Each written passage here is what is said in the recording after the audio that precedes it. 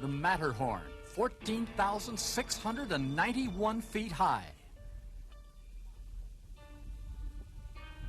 It's been a challenge to climbers since it was first conquered in 1865. Its sharp ridges and sheer drops make it one of the most dangerous mountains on Earth. A climber who falls here plummets nearly a mile straight down. The Berghaus Belvedere, located at 7,000 feet on the slope of the Matterhorn.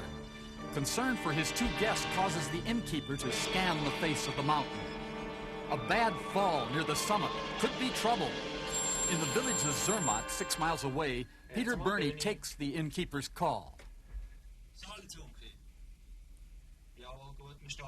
The area is located, and the rescue swings into action.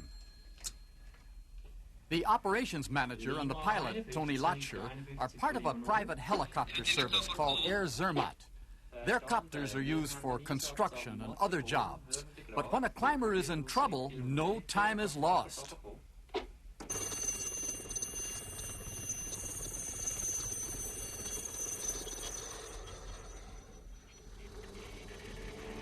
Rescue pilot Tony Latscher has been flying for 8 years in this region. He knows its beauties and its hazards. In that time, he has assisted in the saving of over 200 lives. The helicopter he flies is a French Alouette 3, specially suited for high-altitude rescue work. He'll make a stop on the way for Bruno Jelk, the chief rescue guide in the Zermatt area. Tony makes this look easy. But handling a helicopter with such altitude and wind problems takes great skill.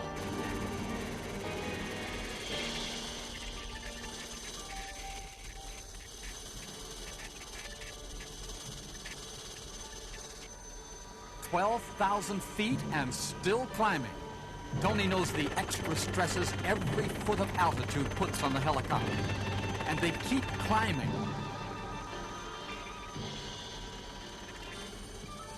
They spot him on a tiny ridge at 14,000 feet. Now it's time for Bruno to make his descent. From here on in, it's teamwork all the way. Tony keeping the helicopter steady in the tricky winds, and Reinhold Brunner, the hoist operator, carefully lowering Bruno to the helpless victim. A little slack in the cable enables Bruno to release and send the lifeline aloft. That thin thread of cable, half as thick as a man's finger, will be needed again. As Bruno begins his work, the copter waits for the next dangerous step. In the silence of the mountainside, Bruno administers to the needs of the victim. A broken leg. It would have meant certain death at this height, but Bruno has come prepared. A special temporary cast is used, an ingenious method for holding a break in place, an inflatable cast. A few breaths, and it grips the leg like a tightly wrapped bandage. Harry Lambert volunteered to act as victim for this simulated rescue. Harry is a mountain guide himself, and he has witnessed tragedies like this many times.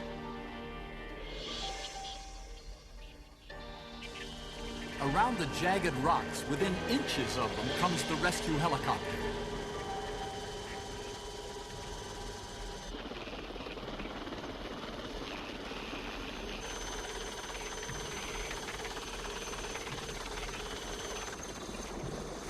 The hoist operator gets the signal, and the final stage of the operation begins.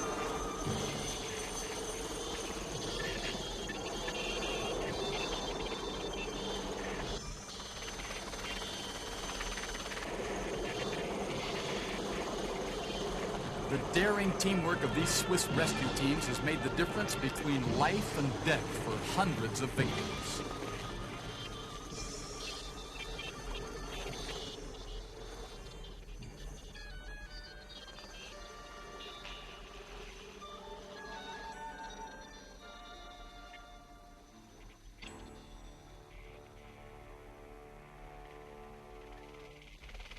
Thanks to the heroic efforts of pilots like Tony Latscher, the supporting crewmen like Reinhold Brunner, and dedicated guys like Bruno Jelk, the mountain no longer wins every battle.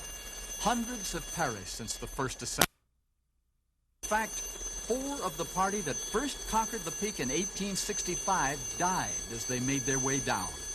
Well, that story is being rewritten today, and the rescue teams are the reason why.